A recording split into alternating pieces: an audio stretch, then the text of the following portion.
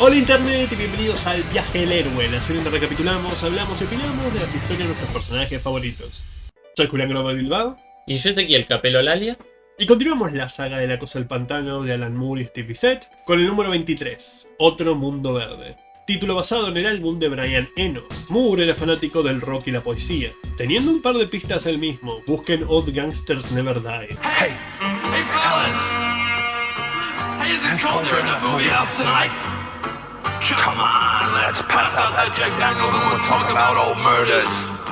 Y me parece interesante que Another Green World es un álbum de transición para él, de rock a música ambiental, sonidos más atmosféricos, menos estructurados y usualmente asociados con la naturaleza. Y la portada, ilustrada por Yates y coloreada por Wood, nos muestra a la criatura tratando de liberar a Abby de unas enredaderas que la están atrapando. Es bastante simple la portada en contenido, pero muy compleja en dibujo, más que nada por la representación del bosque que los rodea. Desde el color podemos notar que de fondo hay un atardecer. En cuanto al equipo creativo, tenemos un cambio en la letra, con John Constanza tomando la batuta de Todd Klein. Así que, el cómic empieza con un pasaje que ya hemos presentado en el canal, acompañando la imagen de un insecto en la piel de la cosa del pantano devorando otro, mientras el texto habla de este mundo rojo de afuera que se comió todo lo que Alec Holland amaba, lo transformó en un monstruo, y aún así siguió comiendo. Es, en síntesis, una poética recapitulación del último número,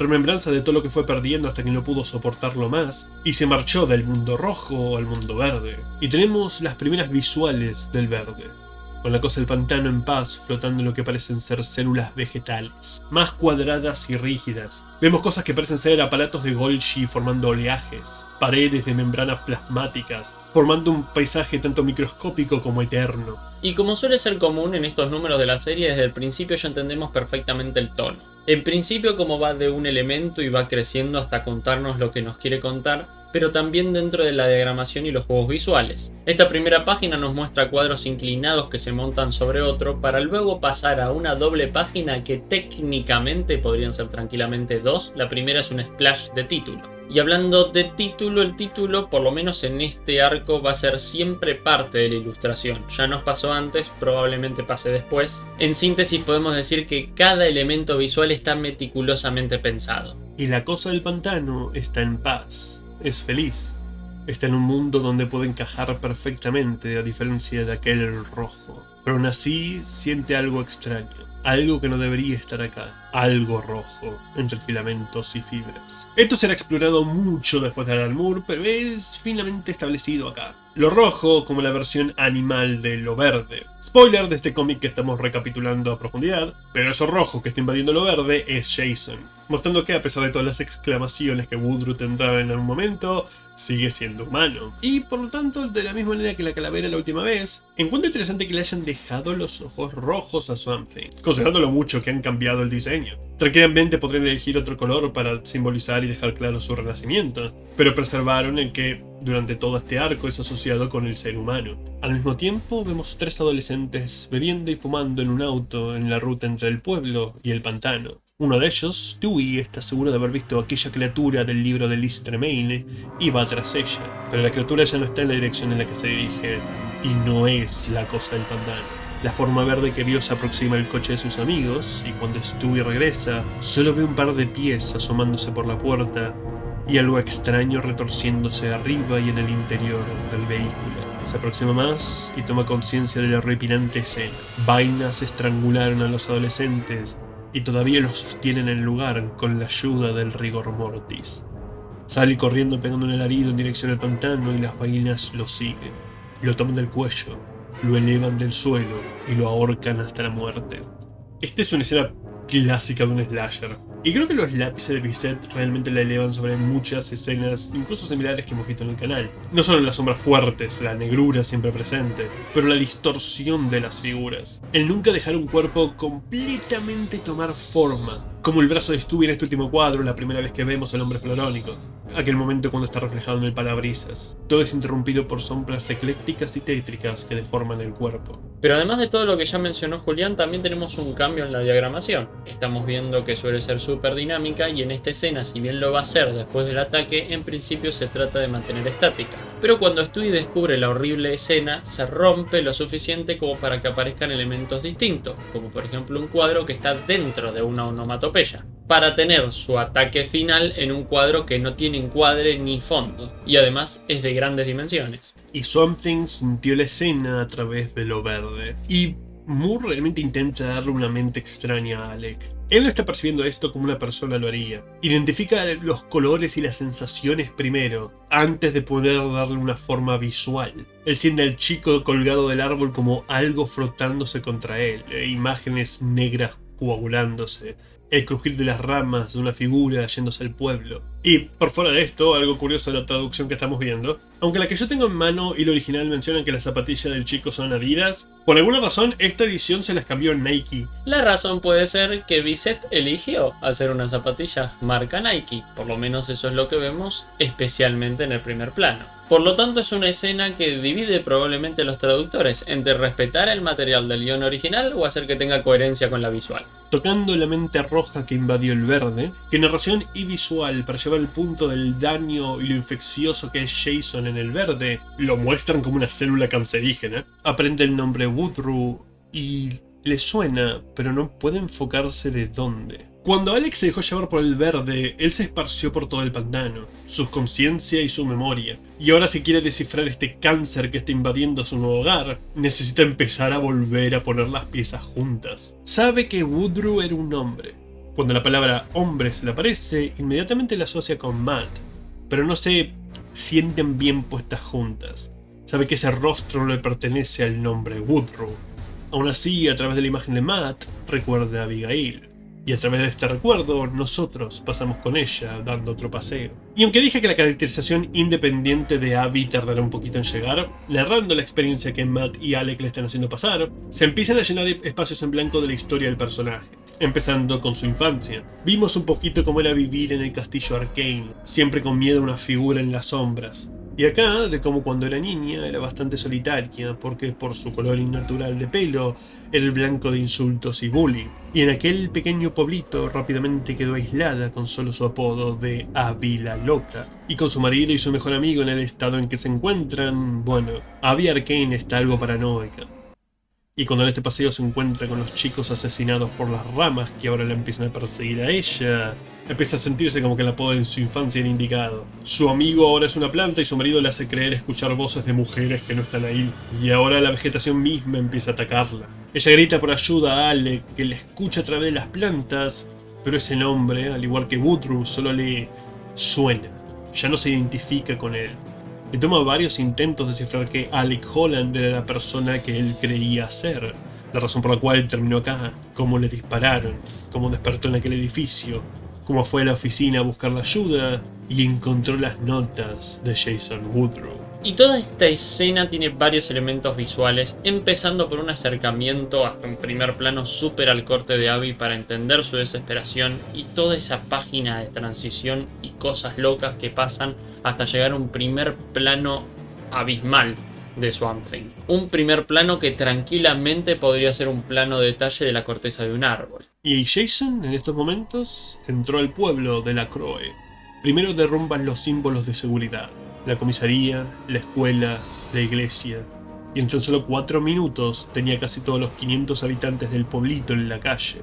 Y otra vez por la diagramación volvemos a tener a Woodrue en una posición elevada por sobre lo demás. En este caso por sobre los 3 cuadros que generan esta destrucción. Y ese cuadro mayor, teniendo el enfoque en los ojos, muestra cómo él tomó control del pueblo literalmente con una mirada. Es más, esos 3 cuadros tienen forma de edificio visto desde abajo, así que casi que literalizan una parte del pueblo. Y enfocándonos específicamente en las últimas 2 estructuras en ser destruidas, vemos que Moore ya empieza a empujar los límites de lo que se puede mostrar. Las comisarías son atacadas de manera usual por supervillanos. Las escuelas mucho menos, usualmente es cuando hay un superhéroe adolescente en ellas para defenderlas. Pero el acto blasfemo de destruir una iglesia es algo fuerte de visualizar para un cómic bajo el código de la autoridad. Y ya veremos por qué ese sellito no se quedó mucho tiempo más. El sheriff intentó dispararle y tras matarlo en respuesta, el resto de los locales dejaron de ofrecer más resistencia. 7 minutos después hizo 2 demandas. Primero, que alguien lo grabe en video y audio. Segundo, que algunas personas vuelvan a sus casas y cierren sus puertas y ventanas. Algo que muchos cumplieron inmediatamente sin pensar dos veces lo que significaba. Y acá tomo prestado algo que vimos mucho hacer a Marv Wolfman. Le dan nombres a cada una de las víctimas. Detalles rápidos para humanizarlas en poco periodo de tiempo. Que no queden como extras sin cara en el fondo. Hacerlos sentir como personajes con historias previas. Darte lo más que pueda para que empatices con ellos en poco tiempo y sientas el pavor y la tensión por lo que les vaya a hacer Jason. Y cuando William empezó a filmar, Jason Woodrue empezó a actuar. Primero selló las casas herméticamente, con musgo y ramas, y luego hizo que todas las plantas de interiores empiecen a generar más oxígeno puro a alto ritmo. Las familias empezaron a hiperventilarse sin saber por qué, y cuando un hombre encendió un cigarrillo para calmar los nervios de la situación, el oxígeno en el aire hace ignición, casa tras casa, y todos los que estaban adentro son consumidos por las llamas.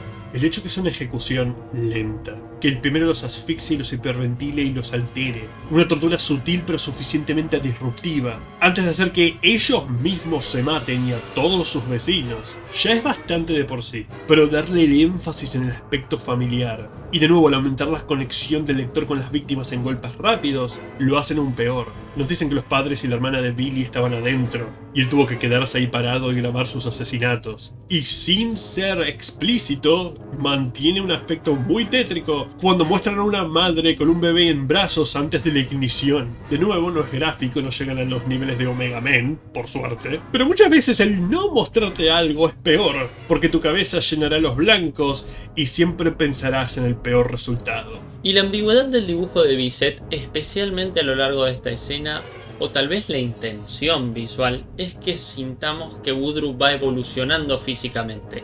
Ya sabemos que mentalmente está desatado, pero esto de lo físico tal vez se puede dejar un poco a la interpretación del lector, ya que no es tan evidente. Con su historia completa, Alec puede ponerle significado al nombre de Woodrue. Aquel que le quitó su humanidad, que causó su agonía, y que ahora que finalmente encontró paz en lo verde, vuelve a aparecer. No me dejaron ser humano y me volví un monstruo. Pero no me dejaron ser un monstruo, hace que me volví una planta. Y ahora no me deja ser una planta. Abby alcanza el cuerpo de Alec y empieza a suplicarle. Y durante toda esta escena tenemos un paralelo en cuadros exclusivamente horizontales que dan la sensación de que hay cierta tranquilidad entre lo que le está pasando a Abby y lo que está pasando en la mente de Swamp Thing. Las ramas asesinas rodean sus piernas y empiezan a arrastrarlo lejos de él. Sus uñas se entierran en su amigo desesperada porque le dé santuario de sus pesadillas. Y la narración su propuesta con esta escena hace algo llamativo en retrospectiva, porque Alec le advierte a Jason para sus adentros, diciéndole que debió dejarle algo, amenazándolo de que porque no le queda nada que amar, se ve forzado a salir de lo verde y enfrentarlo. ¿Es la implicación que las súplicas de Abby no estaban llegando? ¿Que su estado actual realmente no le importa y no la ama? ¿O es que porque el verde también se le está siendo arrebatado, Abigail es realmente lo único que le queda? De cualquier forma, la cosa del pantano se levanta y las lianas sueltan a la joven Arcade. Y acá tenemos, como no podía ser de otra forma, un splash, que describirla sería muy injusto, pero podemos decir que efectivamente es el completo renacimiento de la cosa del pantano en este arco. Cuando ella pregunta por el nombre Alec, intentando encontrar alguna señal de reconocimiento de su amigo, él dice no. Quien se levantó no es Alec Holland. Y la cosa del pantano camina hacia el pueblo. La mujer lo sigue, ya no quiere estar sola. Menos esta noche. Y ahora sí, agarremos estas 4 páginas y prestemos atención al ritmo, a la diagramación. Es evidente que es muy intencional que nosotros la leamos de cierta manera. Pasamos de estos cuadros horizontales que mencioné a esta página tan especial que vamos a hablar más adelante, a un splash con un completo renacimiento y a un bajón de ritmo tremendo en cuadros lo más matemáticamente completos posible. Mientras tanto, Billy siguió las órdenes del hombre florónico y llegó a la estación de policía del pueblo más cercano, a 5 kilómetros, solo repitiendo el nombre de su hermana fallecida una y otra vez.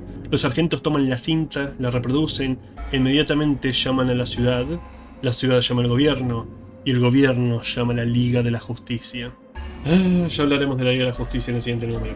Una vez que las llamadas fueron hechas, seguimos al sargento a su casa. Él despierta a su mujer y le hace mover todas las plantas afuera para luego tirar todo el herbicida que tenían sobre ellas y el jardín. Por último, va al árbol que plantaron juntos cuando se mudaron hace 20 años, donde grabaron sus nombres, donde construyó una casa en su copa para su hijo y lo tala con lágrimas en los ojos. Le tomará mucho tiempo. Regresamos con el hombre florónico mientras continúa la destrucción de la Croix, no solo enfocándose en los humanos, también en animales. Y cuando una chica, sosteniendo el cuerpo de su perro, le suplica no más, él le grita que los humanos no se pararon cada vez que enterraron sus sierras en los árboles. En una literalización de su nombre, Wood es madera, Ru es lamento, se declara a sí mismo el dolor y la amargura de los árboles. Cuando le preguntó al final del número anterior a los árboles qué querían que hiciera, acorde a él, le respondieron que destruya la carne.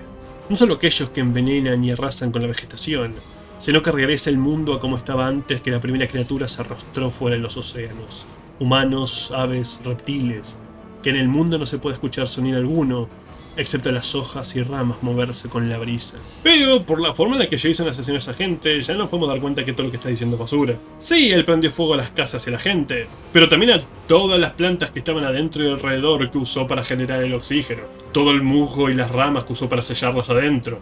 Aquel sargento había plantado un árbol, atendido a todo un jardín, y ahora por las acciones de Woodrow, su necesidad de infundir miedo y paranoia en la gente, lo forzó a matarlas a todas. Veremos adelante que no había razón por la cual él mande el video. Su objetivo lo podría haber cumplido sin lanzar esas amenazas, pero él es humano y como vimos, uno muy arrogante que necesita regodearse. Incluso volviendo a la forma que mató a estas personas, vimos que puede ahorcar gente con lianas. Él decidió en su muy humana crueldad exterminarlos de esta manera. Las únicas veces que hemos visto plantas ser asesinadas en todo este arco ha sido por reacciones y acciones de Woodrow. Y el énfasis visual de esto lo tenemos en la cantidad de veces que se nos enfocan los brazos alzados que tiene Woodrow cada vez que actúa. Hay una especie de reverencia al cielo o de desesperación por estar siempre más arriba. Esto se enfatiza muchísimo más en este cuadro espectacular en donde se proyecta uno de los mejores primeros planos de Woodrow en todo este arco, de fondo y con el color.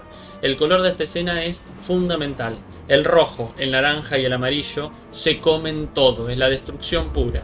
Esto es el colateral de las acciones de Woodrow. Y de paso a todo esto también tenemos un cuadro circular en un primer plano muy al corte de los ojos. Él aparta a la chica de su mascota fallecida, la levanta por los aires y es interrumpido en su accionar y su discurso por Swamp Thing, que repite la palabra que la joven le suplicó: no más.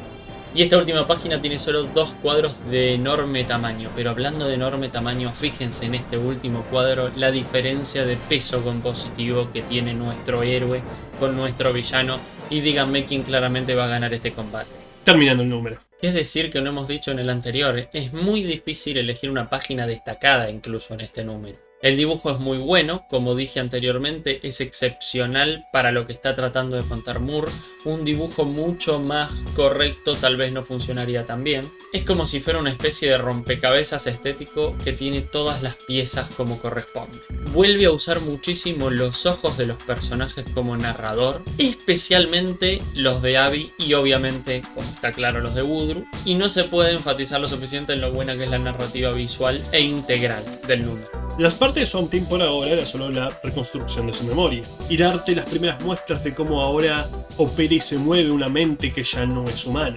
Lo verde es un mundo verdaderamente alien y nos tomamos tiempo de explorar eso también.